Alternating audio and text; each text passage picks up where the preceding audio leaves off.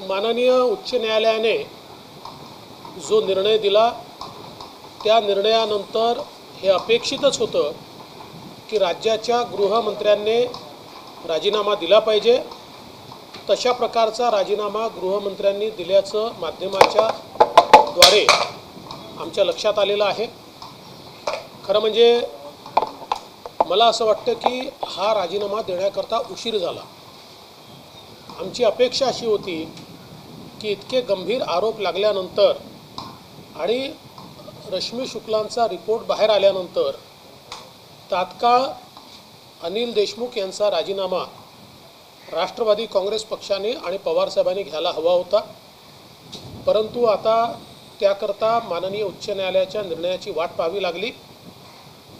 हा राजीनामा जरी झाला असला तरी अजूनही एक गोष्टीचं कोडं मला पडलेलं आहे की इतक्या भयावह घटना महाराष्ट्रामध्ये झाल्या कधी नव्हे अशा प्रकारचे आरोप हे मंत्र्यांपासून पोलिसांपर्यंत त्या ठिकाणी लागले, पण राज्याचे मुख्यमंत्री या संदर्भात एक चकार शब्द देखील का बोलत नाहीत?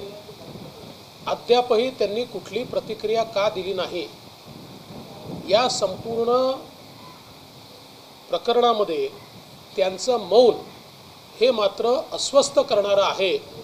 आणि म्हणून मला असं वाटतं की किमान अशा परिस्थितीत तरी त्यांची प्रतिक्रिया ही यायला हवी होती। त्यांची शेवटची प्रतिक्रिया जी मला आठवते ती वाझे काय लादेन आहे का या प्रतिक्रियेनंतर इतक्या गोष्टी घडल्या, तो लादेन आहे का अजून काय आहे, दाऊद आहे का काय आहे हे मला माहिती नाही, पण तो नेमका काय आहे हे समोर आल्यानंतर आणि या सगळ्या एपिसोड नंतरही मुख्यमंत्री का बोलत नाहीत हा माझा सवाल आहे। सर, ते वक्तव्य केलं आणि गृह खात्याचा कारभार देखील लोकांच्या समोर आला म्हणून मुख्यमंत्र्यांनी सोयीस्कर म्हणून स्वीकारलं। असं असतं की शेवटी राज्याचे प्रमुख मुख्यमंत्री असतात आणि अशा परिस्थितीमध्ये जेव्हा परिस्थिती अडचणीची असते, जेव्हा आपण स्वतः आपलं सरकार अडचणीत असतं, अशाही परिस्थितीमध्ये त्या परिस्थितीला फेस करून मुख्यमंत्र्यांनी लोकांना आश्वस्त करायचं असतं की हो ठीक आहे, चूक झाली असेल तर आम्ही ती सुधारू किंवा आमचं याच्यावर हे म्हणणं आहे, अशा गोष्टी मुख्यमंत्र्यांच्या माध्यमातून समोर यायला पाहिजे, पण तशा आलेल्या दिसत नाहीत। नैतिकदृष्ट्या योग्य वाटत नाही म्हणून राजीनामा देतो असं त्यांनी राजीनामा देताना पत्रामध्ये म्हटलेलं आहे। आता पत्रामध्ये काहीही म्हटलं असलं तरी मला असं वाटतं की आता त्याच्यावर फार काही बोलून फायदा नाही।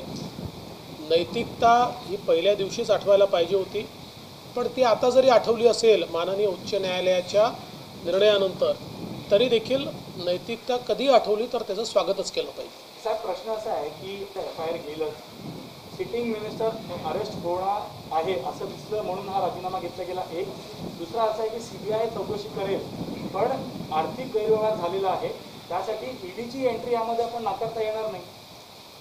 पहिली गोष्ट तर अशी आहे की सीबीआय कोणाला अरेस्ट करेल किंवा करणार नाही या संदर्भात सीबीआय स्वतः सांगू शकेल, पण एक सिटिंग होम मिनिस्टरच्या संदर्भात जेव्हा सीबीआय इन्क्वायरी कोर्ट सांगतं त्यावेळी त्यांना त्या पदावर राहताच येत नाही, कारण एक प्रकारचा कॉन्स्टिट्यूशनल कॉन्फ्लिक्ट हा त्यातनं निर्माण होतो की एक एजन्सी अशा पदावरच्या व्यक्तीची चौकशी कशी करेल की जो स्वतः ते जे काही गुन्हे आहेत त्या गुन्हे घडण्याच्या संदर्भात इन्व्हेस्टिगेशनचा कस्टोडियन आहे, त्यांची चौकशी ते कशी करतील? आणि म्हणून मला असं वाटतं की आता पर्यायच उरला नव्हता राजीनामा देण्याच्या शिवाय। आणि दुसरा ईडी किंवा इतर सगळ्या ज्या काही एजन्सीज आहेत, मला असं वाटतं की जसं जसं वेगवेगळ्या एजन्सीजच्या माध्यमातून त्या ठिकाणी इन्व्हेस्टिगेशन होईल, त्या इन्व्हेस्टिगेशनमध्ये जे जे काही अँगल येतील त्या अँगलनुसार ज्या एजन्सीज आवश्यक असतील त्या एजन्सीज त्यामध्ये येतील, आवश्यक नसेल तर येणार नाही।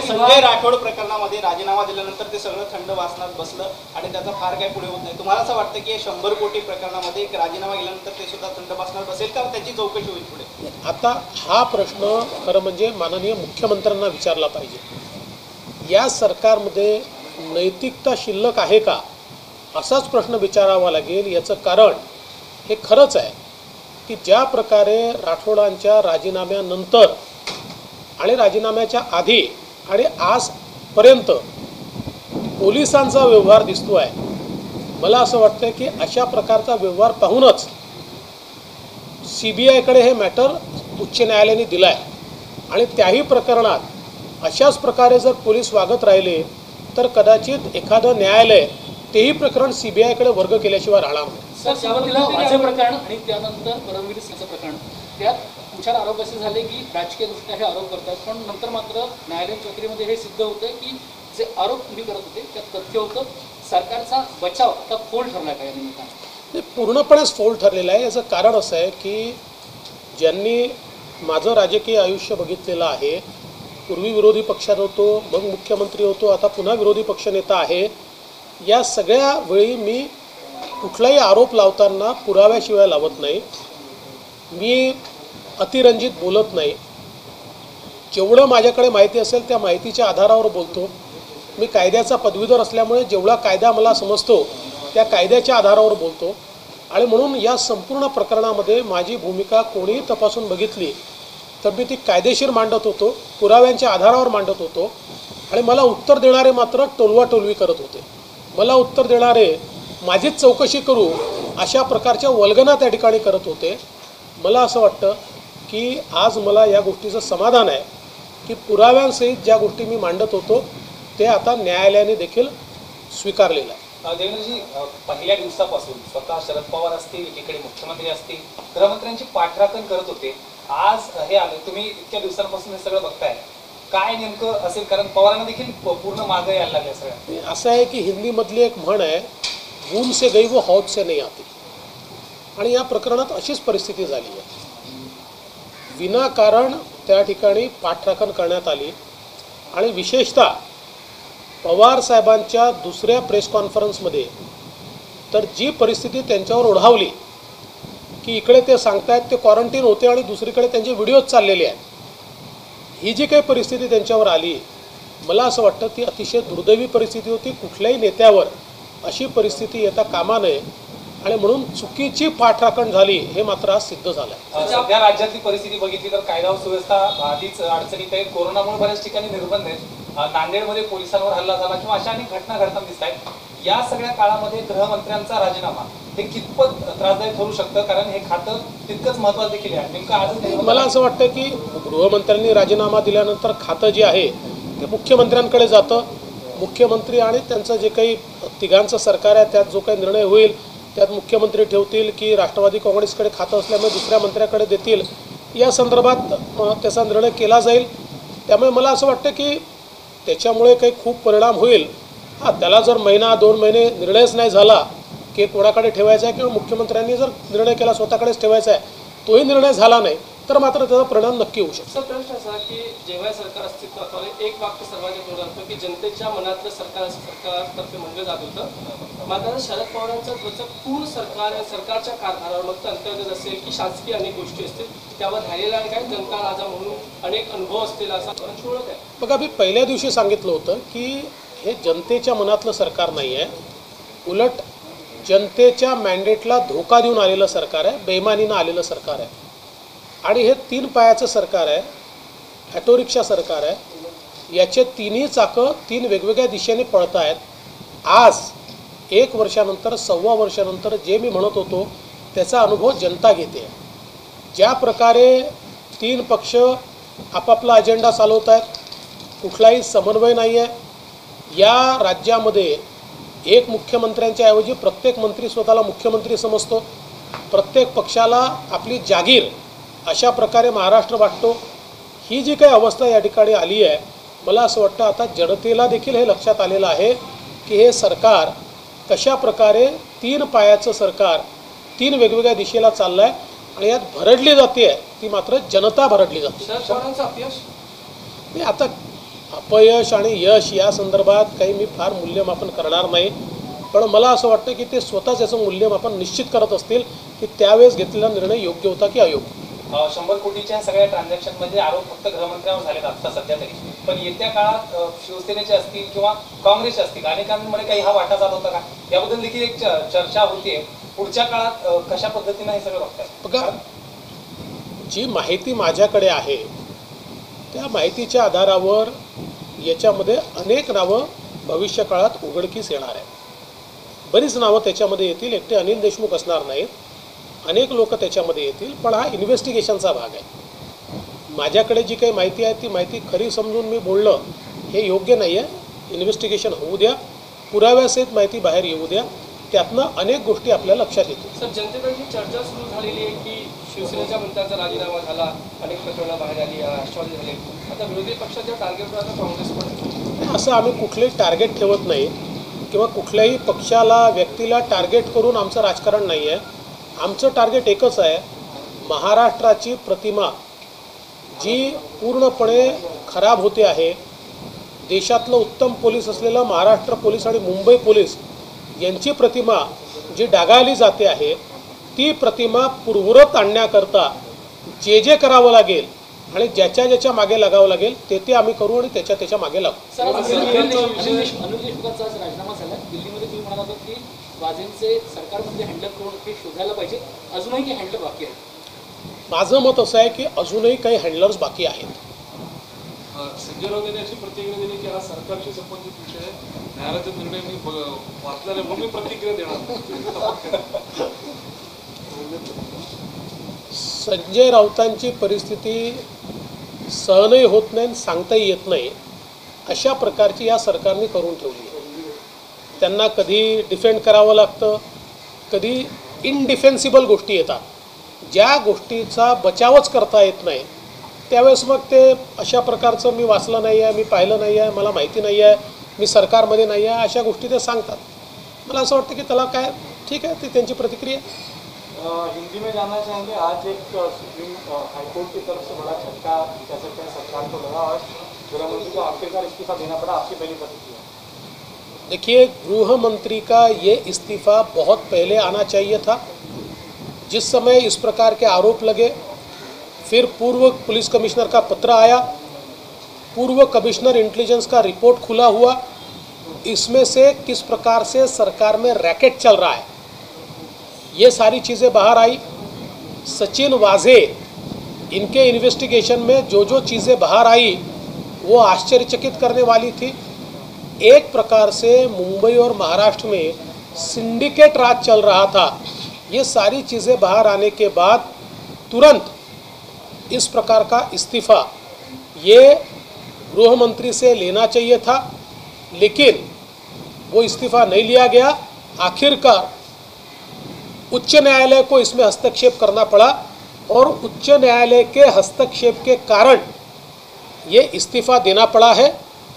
लेकिन जहाँ एक और ये इस्तीफ़ा हुआ है, वही मैं दूसरी ओर सवाल पूछना चाहता हूँ कि मुख्यमंत्री मौन क्यों है. ये पूरा प्रकरण बढ़ता गया, प्रकरण जटिल होता गया, परत दर परत खुलता गया. इसमें से कई आश्चर्यचकित करने वाली चीज़ें बाहर आई, कई सरकार का और स्टेट का नाम खराब करने वाली घटनाएं घटी. इन सारी चीज़ों में मुख्यमंत्री जी मौन रहे. पिछला स्टेटमेंट जो मुख्यमंत्री जी का मुझे याद आता है तो वाजे कोई लादेन थोड़ी है. इस प्रकार से वाजे का समर्थन या उसका बचाव मुख्यमंत्री जी ने किया था. तब से लेकर आज तक ऑफिशियली एक भी बात मुख्यमंत्री जी ने इसके ऊपर नहीं की है. मुख्यमंत्री क्या गठबंधन की मजबूरी की वजह से नहीं बोल रहे थे सरकार बचाने के लिए या और किसी तरह का दबाव? देखिए, इसका जवाब तो मुख्यमंत्री दे पाएंगे. हाँ, ये ज़रूर है कि सरकार को बचाने के लिए अलग अलग प्रकार के कॉम्प्रोमाइज़ वो लगातार कर रहे हैं, लेकिन ये कॉम्प्रोमाइज़ सरकार बचाने का कॉम्प्रोमाइज़ नहीं है, तो स्टेट के साथ कॉम्प्रोमाइज़ है. ये महाराष्ट्र की इज्जत के साथ, महाराष्ट्र की अस्मिता के साथ एक प्रकार का कॉम्प्रोमाइज़ हो रहा है और इसलिए मुझे लगता है इस पर जवाब तो मुख्यमंत्री जी को देना पड़ेगा. तेलगी स्कैम के बाद इतने बड़े पैमाने पर भ्रष्टाचार या पुलिस दल का जो डैमेज हुआ था वो आज इस समय हुआ है, तो ऐसी स्थिति में आप कैसे देखते हैं? देखिए, पुलिस फोर्स को प्राइवेट आर्मी की तरह वसूली के लिए अगर इस्तेमाल किया जाए तो इससे दूसरा कोई अलग उसमें से निष्कर्ष नहीं आ सकता है. जिस प्रकार से सिंडिकेट राज तैयार करके पुलिस का उपयोग हफ्ता वसूली के लिए, पुलिस का उपयोग सेटलमेंट के लिए ये सरकार करने लग गई थी, तो इसमें से ऐसा ही हश्र उसका निकलने वाला था और वही चीज़ें हमारे सामने आई है। इसके लिए पुलिस जिम्मेदार नहीं है। देखिए, पुलिस एक फोर्स होता है, इस फोर्स को चलाने वाली सरकार उसका इस्तेमाल किस प्रकार से करती है, इस पर वो फोर्स काम करता है, क्योंकि उसके पास बहुत अधिकार होता है, पावर होता है। और ये पावर अगर निरंकुश हो जाए, क्योंकि उसको चलाने वाली सरकार उसका निरंकुश उपयोग करने लगे, तब ये पावर कहीं ना कहीं लोगों को डैमेज करता है। और वही स्थिति हमने महाराष्ट्र में देखी। इसकी पूरी जिम्मेदारी सरकार की है। आपने पूरे मामले को परत दर परत खोला, आप पर भी आरोप लगे कि आप राज्य सरकार को अस्थिर करने के लिए इस तरह के बेबुनियाद आरोप लगा रहे हैं। आप केंद्रीय गृह सचिव के पास भी गए, आपको केंद्रीय एजेंसी के पास ही मामला सौंपा गया है। दूध का दूध पानी का पानी अब होगा? मैं बिल्कुल मानता हूँ कि दूध का दूध पानी का पानी होगा। बहुत चीज़ें इसमें से बाहर आएगी। मैं तो ऐसा कहता हूँ कि जिसको अंग्रेज़ी में टिप ऑफ आइसबर्ग कहते हैं, उस प्रकार से ये बिल्कुल छोटी छोटी चीज़ें अभी बाहर आई है। जैसे ही इन्वेस्टिगेशन आगे बढ़ेगा, कई चेहरों के ऊपर से पर्दे हटेंगे और एक प्रकार से क्लिनजिंग, एक प्रकार से सफाई ये इस इन्वेस्टिगेशन के माध्यम से होगी। तो जांच की दिशा बहुत आगे बढ़ती हुई अभी नजर आ रही है, क्योंकि सीबीआई की एंट्री होगी, ड्राफ्ट केस में सीबीआई इंक्वायरी करेगी, लेकिन 100 करोड़ और ये सारे आंकड़े जो हैं ये कहीं ना कहीं जिस एजेंसी के पास, तो ऐसे में सीबीआई जांच के बाद या अगर मामला दर्ज होता है सीबीआई में, उसके बाद ईडी भी इसकी जांच करें, ऐसा आप मानते हैं? देखिए, सीबीआई जब जांच करती है, कोई भी एजेंसी जब जांच करती है और इस जांच के समय ऐसा ध्यान में आया कि उसमें मनी लॉन्ड्रिंग हुआ है, पैसे का लेन देन हुआ है, या पैसे को एडजस्ट करने की बात हुई है, या काले पैसे को सफ़ेद करने का प्रयास किया गया है, या फेमा फेरा इस जैसे कानूनों का उल्लंघन हुआ है, तो ऑटोमेटिक ऐसे मामलों में ईडी स्टेप इन होती है।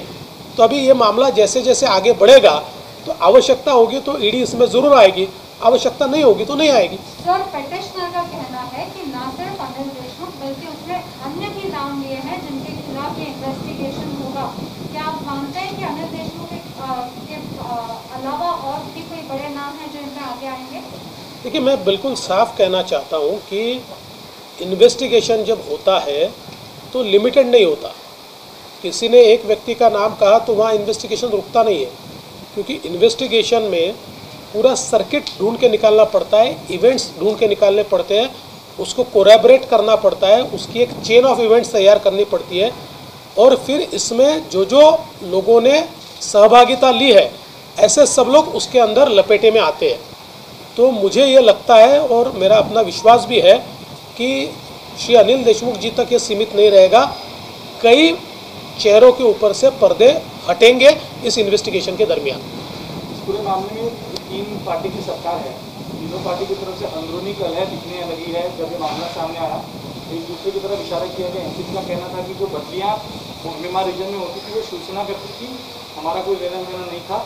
वही एनसीपी के गृह मंत्री की तरफ शिवसेना जो है वो उंगली दिखा रही थी, और कांग्रेस का तो अपना अलग ही हिसाब चल। देखिए, शिवसेना तो इससे पल्ला इसलिए भी नहीं झाड़ सकती क्योंकि सारी अपॉइंटमेंट्स ये मुख्यमंत्री जी के आदेश से होती है, या फिर जो एक बोर्ड होता है वो बोर्ड जिस प्रकार का निर्णय लेता है उस निर्णय का रेटिफिकेशन गृह मंत्री और मुख्यमंत्री करते हैं।